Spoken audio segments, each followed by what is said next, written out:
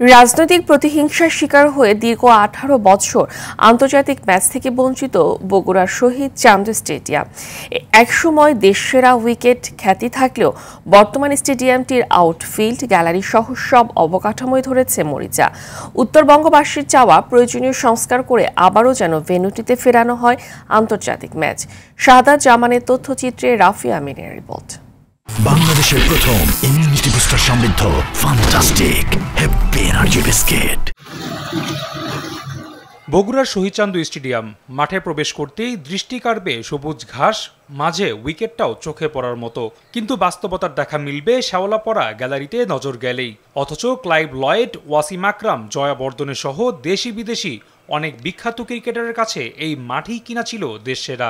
অনেক বিশ্বমানের প্লেয়ার যেমন মুতায়া মুরালীধরন শ্রীলঙ্কার লিজেন্ড মাঠে পারফর্ম করছে। 2003 সালে তৎকালীন প্রধানমন্ত্রী বেগম খালেদা জিয়া শহীদ চান্দু ক্রীড়া কমপ্লেক্সের ভিত্তিপ্রস্তর স্থাপন করেন। এরপর এখানে অনূর্ধ্ব 19 বিশ্বকাপের ম্যাচও অনুষ্ঠিত হয়। 2006 সালে আইসিসি স্বীকৃতি পাওয়ার পর ভেন্যুটিতে একটি টেস্ট ও 5টি ওয়ানডে ম্যাচ হয়, যেখানে শ্রীলঙ্কার বিপক্ষে প্রথম জয় সহ 4টি ওয়ানডে জেতে বাংলাদেশ।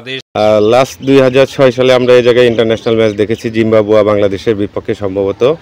আর এরপরে আমরা আর ইন্টারন্যাশনাল ম্যাচ এই জায়গায় পাই নাই। তো আমাদের অনেক দিনের স্বপ্ন, আমরা আবার ইন্টারন্যাশনাল ভেন্যু হিসেবে শহীদ চান্দু স্টেডিয়ামকে ফিরে পেতে চাই।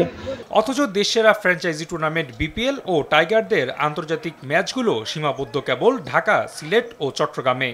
শুধু রাজনৈতিক প্রতিহিংসায় 1.5 যুগ ধরে বঞ্চিত বগুড়া। ফ্যাসিস্ট সরকার থাকার সময় কিন্তু এখানে কোনো প্রকার কোনো ডেভেলপমেন্ট বা উন্নয়ন এখানে হয় নাই, যার ফলশ্রুতিতে এই মাঠ এবং কি যে এই অবকাঠামোগুলো আমাদের দীর্ঘদিন জরাজীর্ণ অবস্থাতে চলে গেছে।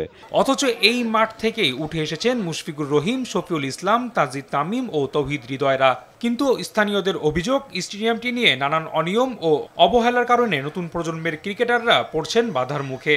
আজকে এই ভেন্যুতে দেখেন কোটি কোটি টাকার ফ্লাড লাইট ছিল, সেগুলো কিন্তু নষ্ট হয়ে গেছে এবং যারা দায়িত্ব ছিল তারা কিন্তু এগুলো লুটপাট করেছে। অযোগ্য লোক যখন কোনো যোগ্য দায়িত্ব পায় সেই জায়গাটা অযোগ্য হয়ে যায়। এইসব লোক যখন ক্রীড়াঙ্গনের দায়িত্ব পাবে তখন ক্রীড়াবিদরা আর ক্রীড়াঙ্গনের থেকে সরে আসবে। এই জন্য বগুড়ার ছেলেপেলে খেলার থেকে বিমুখ। মাঠটিতে আবারও আন্তর্জাতিক ম্যাচ আর 4 ছক্কার উন্মাদনা দেখার অপেক্ষায় উত্তরবঙ্গবাসী। দ্রুতই স্টেডিয়ামটির জৌলুস ফিরিয়ে আনতে বিসিবির কার্যকর পদক্ষেপ চায় জেলা ক্রীড়া সংস্থা।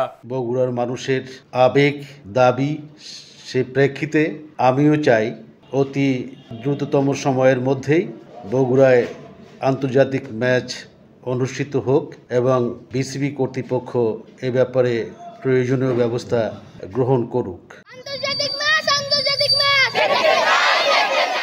রাফি আমিন, RTV।